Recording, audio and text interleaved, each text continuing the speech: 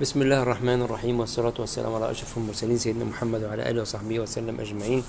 أهلا وسهلا بكم أصدقائنا في فيديو جديد خاص بالناس اللي هي بتتوه في التجمع وبتدور على أماكن ومحلات.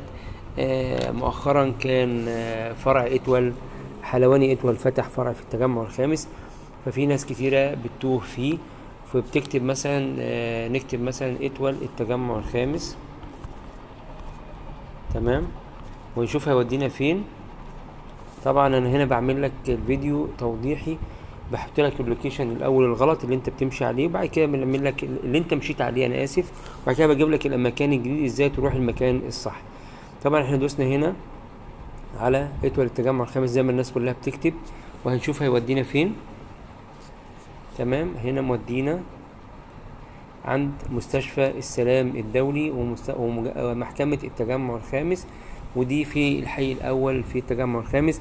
طبعا اللوكيشن ده غلط، اللوكيشن ده مش مظبوط، وناس كتير بتيجي في المكان ده وتتوه. طيب المكان الصح ايه هو؟ طبعا في البداية بفكر حضرتك لو انت لسه مش مشترك معايا في القناة، يا ريت تشترك وتفعل الجرس وتدوس لايك للفيديو عشان يوصلك كل جديد. احنا هنكتب عشان نروح اتول التجمع الخامس، هنكتب محل اسمه زينوبيا عشان هو جنبه على طول. زينوبيا التجمع ده محل حلويات برضو، زينوبيا التجمع. طبعا انا ماليش علاقه هنا اذا كان هنا هنعمل دعايه للمحل ده او دعايه للمحل ده، انا ليا علاقه بده ولا ليا علاقه بده، انا بقول لك ازاي تروح وتوصل للمكان بتاع اتول. هندوس هنا اتجاهات بعد ما كتبنا كلمه زينوبيا التجمع، هنلاقيه ان هو فين؟ عند جنب مول الحمد، ادي مسجد الحمد زي ما حضرتك شايف، ملوش علاقه باللوكيشن الاولاني خالص. تمام، ده مسجد الحمد وده محل زينوبيا زي ما حضرتك شايف كده معايا.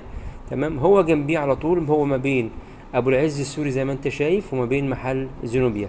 هنا المكان بتاع اتول الجديد في التجمع الخامس. يبقى هو المكان الغلط او اللوكيشن الغلط اللي هو جنب مستشفى السلام وخلف محكمة القاهرة الجديدة، ده المكان الغلط. انما المكان الصح هو عند مول، بعد مول الحمد. احنا عندنا هناك في الشارع اسمه مسجد الحمد، بعد كده جنب منه مول الحمد. هو المحل موجود في مول اسمه سكاي مول، ده جنب محل اسمه زينوبيا بتاع الحلويات زي ما حضرتك شايف معايا كده.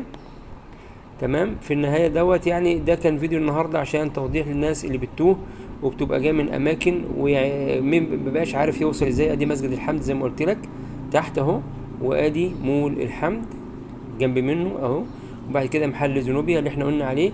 بعد كده في الحته رقم 15 ديت موجود او بعد الحته رقم 15 موجود المحل اللي قلنا عليه اللي هو اتول التجمع الخامس.